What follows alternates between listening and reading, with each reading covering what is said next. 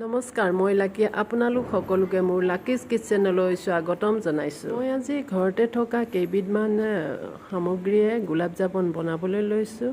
বজাৰৰ পৰা কিনি অনা গিটছৰ পেকেটৰ অবিহনে এই কেইবিধ সামগ্ৰীয়ে কেনেকৈ মই গোলাপ জামুন বনাইছোঁ এবাৰ চাব আহকচোন। গোলাপ জামুন বনাবৰ বাবে এটা বাউলত 1 কাপ এভৰিডে পাউডাৰ গাখীৰ লৈছোঁ, 5 চামুচ পিঠাগুড়ি লৈছোঁ,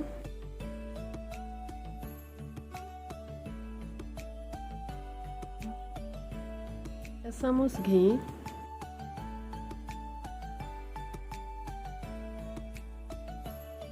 4 চামুচৰ 4/4 এভাগ বেকিং সোডা মিলাইছোঁ। এই সকলোখিনি মই এবাৰ ভালদৰে সানি লৈছোঁ।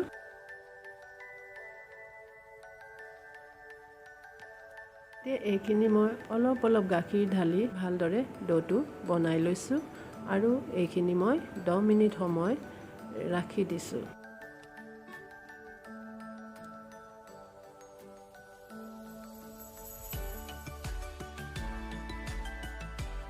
এতিয়া মই চেনি চিৰাপটো বনাবৰ বাবে গেছত এটা কেৰাহী পাতি দিছোঁ। কেৰাহীত 1 কাপ চেনি আৰু 2 কাপ পানী দি ভালদৰে চেনিখিনি গুলালৈ ৰাখি দিছোঁ। এতিয়া ইয়াতে মই 4টা ইলাচি দি দিছোঁ আৰু অকণমান কেশৰ দি দিছোঁ।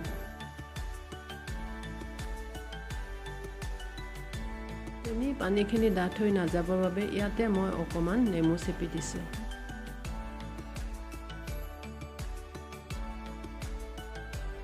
এই চেনি পানীখিনি হৈ গৈছে। এতিয়া গোলাপ জামুনখিনি বনাবৰ বাবে মই এখন প্লেটত অলপ ঘি সানি লৈছোঁ। এইফালে মই এতিয়া গোলাপ জামুনখিনি বনাই ল'ম। গোলাপ জামুনখিনি গোল বনাবৰ বাবে মই হাতত অকণমান ঘি সানি লৈছোঁ আৰু ঘি সানি এনেদৰে গোলকৈ গোটেইখিনি এনেকুৱা চাইজত বনাই লৈছোঁ।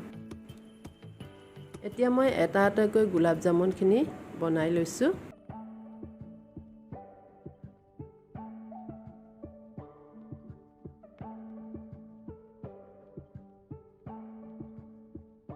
গোলাপ জামুনখিনি এনেদৰে মই গোল আকাৰত গোটেইখিনি বনাই ল'লোঁ।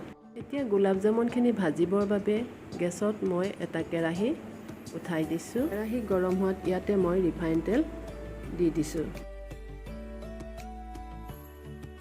এতিয়া তেলখিনি গৰম হৈ অহাত মই ইয়াত এটাকৈ দি গোলাপ জামুনখিনি ভাজিবলৈ লৈছোঁ। গোলাপ জামুনখিনি ভজাৰ সময়ত গেছটো ল' মিডিয়াম ফ্লেমত ৰাখিব লাগে আৰু লাহে লাহে এনেদৰে লৰাই দিব লাগে যাতে তলত লাগি নধৰে। এতিয়া এইখিনি ভালদৰে ভজা হৈ গৈছে আৰু এখন প্লেটত মই কাঢ়ি লৈছোঁ। আৰু এতিয়া এইখিনি মই চেনি পানীত মিলাই দিছোঁ আৰু 1 ঘণ্টা সময়ৰ বাবে এনেদৰে ৰাখি দিছোঁ। এতিয়া এই গোলাপ জামুনখিনি এটা বাউলত মই উলিয়াই লৈছোঁ আৰু গোলাপৰ বাহিৰে মই সজাই পৰিৱেশন কৰিছোঁ। এটা মই গোলাপ জামুন আপোনালোকক ভাঙি দেখাইছোঁ।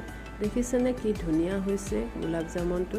এনেদৰে আপোনালোকেও পাউডাৰ গাখীৰ আৰু পিঠাগুড়িৰে গোলাপ জামুন বনাই খাবচোন। আৰু মোৰ ভিডিঅ'টো চাই কেনে পালে, যদি ভাল পালে এটা লাইক শ্বেয়াৰ কৰি দিব আৰু যিসকলে এতিয়ালৈকে মোৰ চেনেলটো ছাবস্ক্ৰাইব কৰা নাই প্লিজ এবাৰ ছাবস্ক্ৰাইব কৰি দিয়ক। আৰু আপোনালোকৰ মৰম আশীৰ্বাদ পাই থাকিলেহে মই আগুৱাই যাব পাৰিম আৰু এটা নতুন ৰেচিপি লৈ নেক্সট আহি আছোঁ আপোনালোকৰ ওচৰলৈ। ভিডিঅ'টো চোৱাৰ বাবে বহুত ধন্যবাদ।